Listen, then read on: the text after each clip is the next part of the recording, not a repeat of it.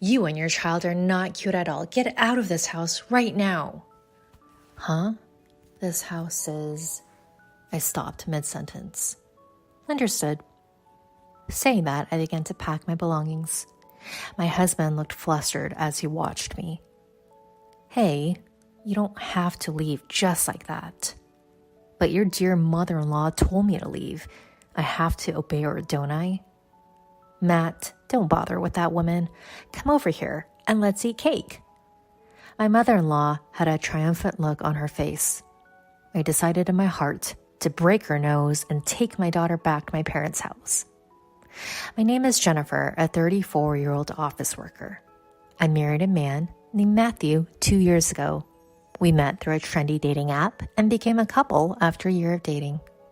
My husband is a little unreliable, but he is a very kind and attentive man. When we were dating, he would research restaurants I wanted to try and plan our dates in advance. After we got married, he would wash the dishes when I was tired or buy me my favorite dessert. About a year after we got married, we had a cute daughter, and my husband actively took care of her. I thought I had found a really good husband. But of course, nobody is perfect in every way. My husband has several flaws. The most problematic of them is that he's a mama's boy. At first, I felt my husband might be a mama's boy because of his taste in cooking. How is it? Delicious? It's pretty good, but my mom's was a bit richer, I think. Huh? Your mother? I wondered why my mother-in-law's name suddenly came up, but as I listened to him, it seemed that he thought his mother's taste was the best and wanted me to get as close to that taste as possible. Overall, my mother-in-law's cooking seemed to be on the richer side, so for now, I decided to make the dishes richer as my husband requested, even when we went on trips. What should I buy for my mom as a souvenir? He would say. Although his father was also around, I thought it would be more normal to say, what should we buy for our parents? But my husband always started with, for my mom. I think it's good to take care of one's mother and that there are quite a few mama boys out there. But I would later find out that my husband's attachment to his mother went beyond the normal range. I think we should live with my mom. Wait, what? Why all of a sudden? It seems like my mom and dad are getting divorced. What? Really? Apparently, it's because of my dad's infidelity. Oh no. My father-in-law seems so kind, but I guess you can't judge a book by its cover. It's so sad to leave my mom alone, and if we live together, she can help take care of our daughter. That might be true. I'm on parental leave now, but if my mother-in-law supports us, I might be able to return to work sooner. But I was a little worried. Does my mother-in-law like me? Can we get along well if we live together? I talked to my husband about my honest feelings. Then my husband said, "Don't worry, it'll be fine. My mom was praising you, Jennifer." My mother-in-law had praised me. I was happy to hear that and thought we might be able to get along well living together. However, I quickly realized that my thinking was naive. My mother-in-law moved into the apartment we lived in and suddenly started treating me rudely. I can't believe you get to live in such a nice apartment. It's annoying. Huh? Don't you ever forget that you have this life thanks to my son?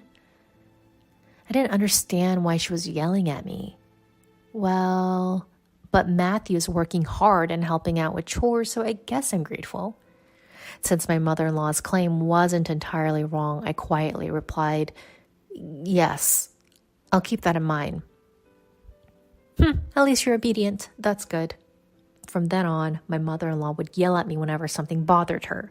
"You're supposed to put sauce on fried eggs. Why is there soy sauce? The bath temperature is so lukewarm. Set it hotter, please. Why isn't there any ice cream after a bath? Make sure to replenish it." No, do it all yourself. Besides, the reasons for getting angry are too trivial. Despite being home all day, my mother-in-law barely does any housework. I had hoped that she'd be more cooperative in taking care of our 1-year-old daughter, but she only does it when she feels like it and quickly loses interest. And after living together, I found out that my mother-in-law's overprotectiveness toward her son was even worse than Matthew's attachment to his mother.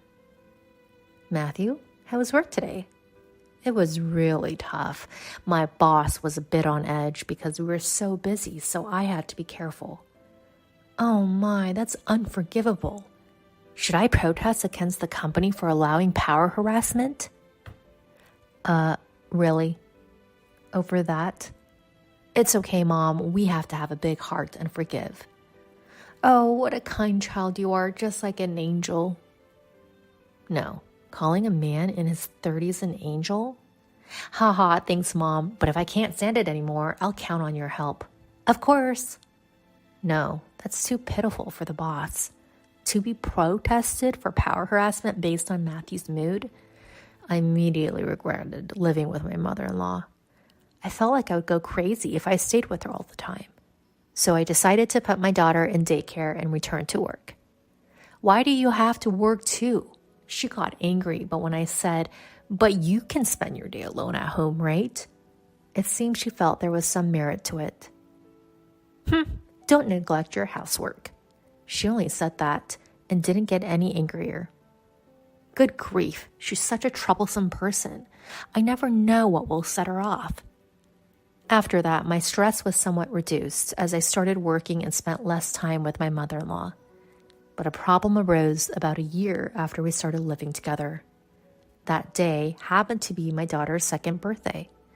We prepared a cake, gifts, and held a birthday party for her as a family. But my daughter had entered the terrible twos a little while ago. It's safe to say that it was at its peak during the birthday party. Come on, here's a present, open it up. She handed my daughter the present while saying that. No, my daughter said, batting the present away. My mother-in-law was surprised, but she held back this time, thinking that if the present didn't work, maybe the cake would. She scooped up a bite with a fork and tried to feed my daughter. Here, it is your favorite shortcake. But yet again, my daughter said, no, and swatted the cake away with her hand. Then the cream flew and landed on my mother-in-law's forehead. The short-tempered mother-in-law flipped out at my 2-year-old daughter. Enough already, you're getting carried away because I'm being nice to you. My daughter started crying as she was suddenly yelled at. What are you doing? She's scared. I quickly hugged my daughter and protected her. Shut up, what an unlovable grandchild. Well, then you're an immature grandmother. What did you say? Normally, a grown-up wouldn't say such words to a 2-year-old. Shut up, you're such a cheeky daughter-in-law. Can't you fix that attitude of yours? As we argued, my husband joined in. Cut it out, don't insult my mom. Huh? You're siding with your mother in this situation? You should be protecting your daughter. We can have more kids, but I only have one mom in this world. You're the worst. What a trashy thing to say as if it's a wise quote. Hey, don't talk bad about Matthew. Neither you nor my grandchild are cute. Get out of this house. Huh? This house is... I stopped myself from finishing that sentence. Understood. I started packing my things.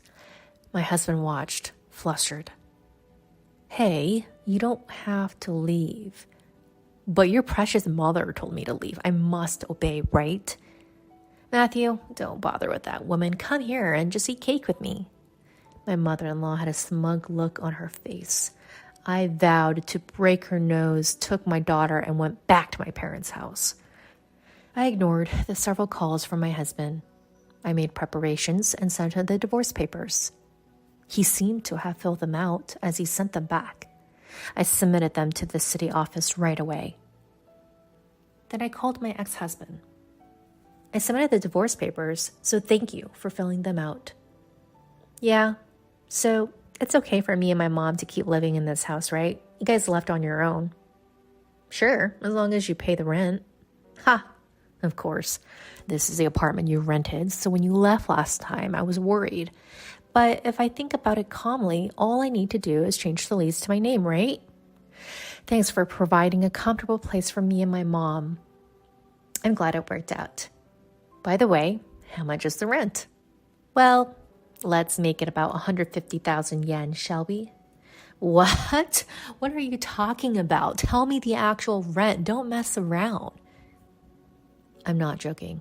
That's because I'm the owner of the place. What? We talked about it when we got married, remember? I made quite a bit of money in stocks a long time ago and bought that apartment. You must have assumed it was a rental on your own. Matthew falls silent, seemingly at a loss for words. If you can't afford the 150,000 yen rent, I'll just sell the place. That apartment will sell quickly. Wait. If you do that, where will my mom and I live? I don't care. You better leave quickly, or I'll report you to the management company. With that, she hangs up the phone, blocks her ex-husband's number, and later demands child support payments through a lawyer. According to the lawyer, her ex-husband looked gaunt and worn out. It must be tough for him, both mentally and financially, to have to pay child support, while also supporting his mother. Apparently, his mother accompanied him to the negotiations, and they spent the entire time blaming each other. It's your fault. Even the close relationship between mother and son, which had seemed so disgusting, crumbled in an instant when they lost their wealth and comfortable lifestyle. Perhaps their bond was superficial all along. In any case, it's not her problem anymore. On the other hand, Jennifer sold the apartment for a surprisingly high price, saved all the money for her daughter's upbringing, and now works hard while living with her parents. She wants to find love again someday, but for now, her top priority is to earn as much money as possible for her beloved daughter. She also vows to learn from her former mother-in-law's example and not become overly intrusive in her daughter's life. Thank you for watching until the end. If you liked it, please subscribe to the channel. See you in the next video.